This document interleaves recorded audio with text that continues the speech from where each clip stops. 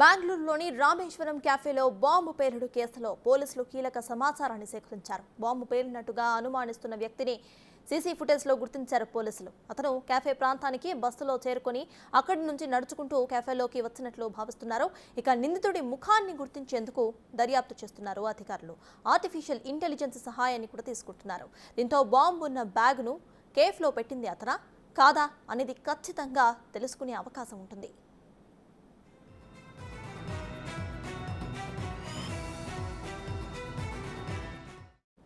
ఇంకా ఈ కేసులో నిందితుడిని పట్టుకోవడానికి కర్ణాటక ప్రభుత్వం 8 బృందాలను ఏర్పాటు చేసింది. బాంబు పేలేందుకు టైమర్ని ఉపయోగించినట్లు ప్రాథమికంగా నిర్ధారించారు. ఈ ఘటనపై కాసేపట్లో సీఎం సిద్ధరామయ్య పోలీసులతో ఉన్నత స్థాయి సమావేశాన్ని ఏర్పాటు చేశారు.